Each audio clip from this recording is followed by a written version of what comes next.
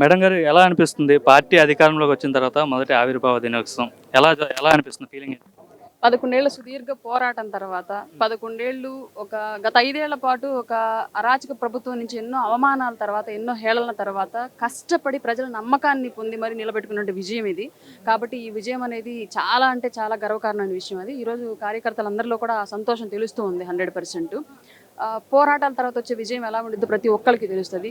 ఈజీగా వస్తే దాని వాల్యూ తెలియదు ఏదైనా సరే. 11 ఏళ్ళు సుదీర్ఘంగా పోరాడాం కాబట్టి ఈ విజయం మాకు ఎంతో గౌరవంగా ఉంది. అంటే 11 ఏళ్ళు కళ్యాణ్ గారిని చాలా మాటలు అన్నారు.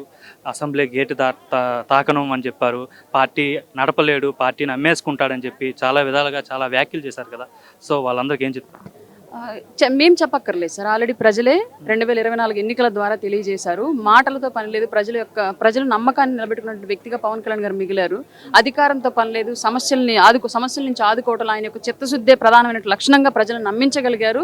అలాగే ఒక తాటి మీదకు రానటువంటి ఎన్నో వ్యవస్థలను ఆయన ఒక్క మాటతోటి ఒకే తాటి మీదకి తీసుకొచ్చినటువంటి వ్యక్తి. ఇంట్లో తల్లి తండ్రి మాట విననటువంటి పిల్లలు కూడా పవన్ కళ్యాణ్ గారు మాట వినాలి అంటే ఆ మాటే వినేసి ఆయన మాట ప్రకారం నడిచి ఈరోజు ఈ గవర్నమెంట్ని తీసుకొచ్చారు. కాబట్టి ప్రజలే మమ్మల్ని ఎవరైతే గేలి చేశారో వాళ్ళందరికీ కూడా చెప్పుతో కుట్టినట్టు సమాధానం చెప్పారు సార్.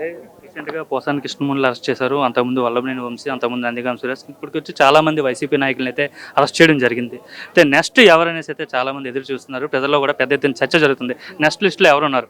మేము ఎవరిని లిస్ట్ అవుట్ చేసుకోలేదు సార్. మేము ఎవరిని లిస్ట్ అవుట్ చేసుకోలేదు. గత 5 ఏళ్ల పాటు ఎవరైతే ఉచ్చ నీచాలు మరిచి తాము ఉన్నటువంటి అధికారాన్ని దుర్వినియోగంగా ఎలాగైతే ఉపయోగించుకొని ప్రజల కోసం కాకుండా ప్రతిపక్ష పార్టీలను మానసికంగా శారీరకంగా హింసించడానికి ఉపయోగించుకున్నారు ఆ అధికారాన్ని, వాళ్ళందరూ కూడా ఈ రోజు ఈ ప్రభుత్వంలో చట్టం దృష్టిలో నేరస్తులుగానే మిగులుతారు.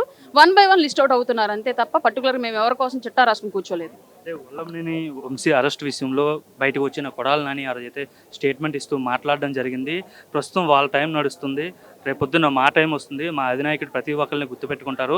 ఎవరిది వాళ్ళకి తిరిగి ఇచ్చేస్తామనేసి అయితే ఆయన కామెంట్ కూడా చేసిన పరిస్థితి. ఈ సిగ్గులేని మాటలు మానుకుంటే కనీసం మళ్ళీ అధికారంలోకి వస్తారన్న ఆశలైనా ఉండొచ్చు. ఎందుకంటే ఒకళ్ళు సాధించుకోవడానికి కూడా అధికారంలోకి వచ్చేది. రాగానే ప్రజావేదిక కోల్చడంతో మొదలెట్టి గత 5 ఏళ్ల పాటు కక్ష సాధింపు రాజకీయాలు చేస్తేనే ప్రజలకు విసుగొచ్చి ఇంక వీళ్ళు ఉపయోగం లేని మనుషులు అని చెప్పేసి పక్కన పెట్టేశారు.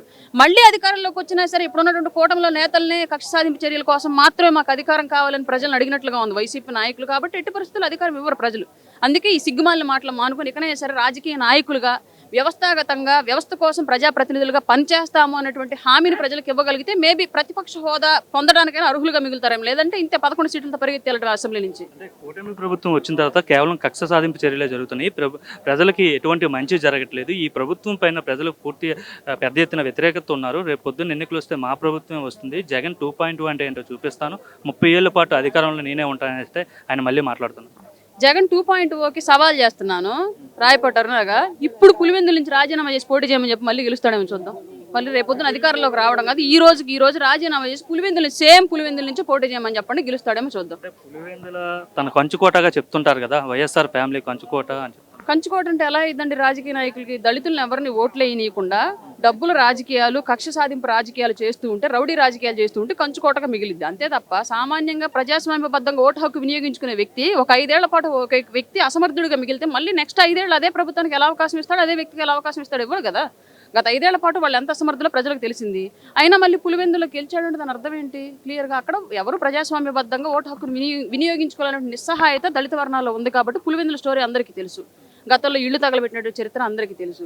ఇట్లాంటి వ్యవస్థ ఉంది కాబట్టి అతను అక్కడ తప్పితే పక్కకు వచ్చి పోటీ చేయడు. ఊరికి పవన్ కళ్యాణ్ గారిని ఎలక్షన్కి ముందు అన్నారు, నువ్వు ఎక్కడ పోటీ చేస్తావో చెప్పు, నువ్వు ఎక్కడ పోటీ చేస్తావో చెప్పు. కాలర్ ఎగరేసి చెప్పాం, పిఠాపురంలో పోటీ చేసాం, గెలిచాం. పులివెందులు దాటి బయటకు వచ్చి పోటీ చేసి గెలిచి చూద్దాం. ఇంకా చూసుకుంటే పంచాయతీరాజ్ శాఖ మంత్రిగా బాధ్యతలు చేపట్టిన పవన్ కళ్యాణ్ గిరిజన ఏరియాల్లో రోడ్లు వేయడం కావచ్చు, ఇవన్నీ చూస్తుంటే ఏమనిపిస్తుంది? మార్పు వచ్చిందంటారా? 100% అండి. మార్పు కేవలం ఆంధ్రప్రదేశ్లో కాదు, ఎంటైర్ వ్యవస్థలో వచ్చింది. రాజకీయ నాయకులు అయిన తర్వాత అధికారంలోకి వచ్చాక అహంకారంగా బిహేవ్ చేసే నాయకుల్ని చూసాం ఇన్నాళ్ళు. కానీ మొదటిసారి అధికారంలోకి వచ్చాక బాధ్యతాయుతంగా ఎంతో వినయ విధేయతలతో పనిచేస్తున్న నాయకుడిని పవన్ కళ్యాణ్ గారిని చూస్తున్నాం ఈరోజు గొప్పగా. పవన్ కళ్యాణ్ని గతంలో తన సొంత సామాజిక వర్గం సంబంధించిన పేరు నాని కావచ్చు, అంబటి రాంబాబు కావచ్చు, గుడివాడ అమర్నాథ్ కావచ్చు పెద్ద ఎత్తున విమర్శించారు కదా, వాళ్ళ పరిస్థితి ఏంటి ప్రస్తుతం?